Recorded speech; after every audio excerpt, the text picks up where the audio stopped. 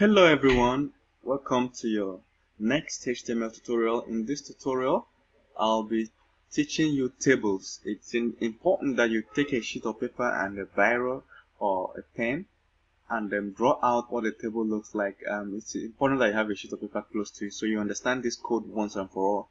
A table is a way to organize things in CSS. A table is square and you can use it to partition things. Let's try and do some cool stuff. I'll delete everything here. Everything up to this point. Okay, cool. If you're using Code Lobster and you make a mistake in your HTML, it will automatically color it red. See, this P tag is red because I accidentally deleted the closing tag. So once you see any of your tags red in color, it means that, hey, something is missing down. Alright, let's create a table. I'll create a BR tag. Let's create a table. To create a table in HTML is simple. We'll put table. Remember in HTML, once you start something, you close it. So table has a table head, table T head, TH. You see? Then it has a body, T body. Alright. And then it has rows and columns. So inside the table head, we want to create a table that has 2 rows and 2 columns. Inside the table head, we can create a TR tag. That's for row. This is a row. This horizontal line is a row. Then columns are vertical lines. You will see it, don't worry. Then inside one row, we can have several columns. So inside this one row at the head of the table, we can have table data twice. I'm hitting Ctrl D to duplicate the line. You can type it manually like this, or if you are using Windows and you are using this editor, you can hit Ctrl D. It will duplicate. So at the head of the table, we'll have one row with 2 columns. Then at the body of the table, I'm hitting Tab. We have TR. One row with how many columns?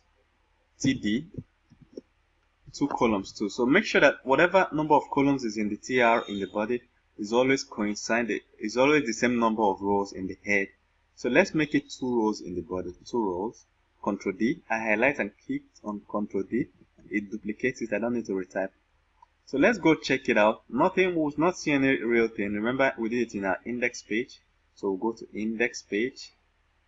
Go to index page. And as you can see, nothing is showing. So here is what we'll do. We'll do something crazy and put cell padding to be 1 pixel so that we can see the borders.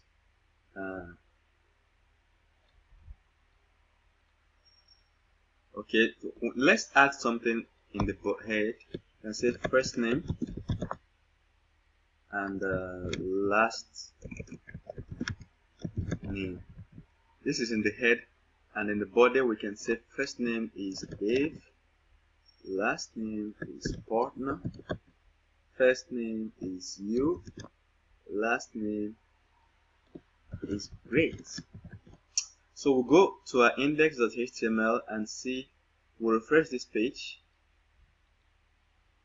As you can see, we have first name, Dave, partner, you, great. So this table has helped us organize this. So but we can do something, increase the border. We can say border to be 1 so we can see what the table looks like.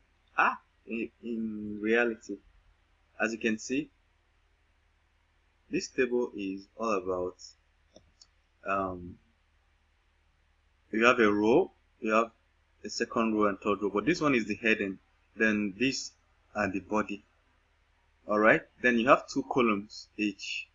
That's what we have here. So this is all about tables. There's no real big deal there. We can do crazy other things by adding styles. So if you know styles, you can color the background, you can do crazy stuff, you can expand the width. and so on and so forth. The things you can do with tables are endless, but once you have a list you want to display, table is one of the things you should consider. The alternative to tables is using divs, but to use divs, most times you need to know your CSS very well. Alright, so see you in the next tutorial where we check out forms. As you can see, I increased it by 20% of the page width. Okay, and a whole lot of things you can do. Right here you can style and font weight, just to make sure that the title is always bold. I made the font weight bold for the heading, just to put things in perspective. Reload. So the title is always bold. I can say, let's remove the padding. Come back. So that's just to show you that you can manipulate your table anyhow you want and use it to organize the best data you want. Alright, so in the next tutorial we'll be looking at forms and other interesting parts of HTML. At the end we'll be able to put it together to have a full website of our own.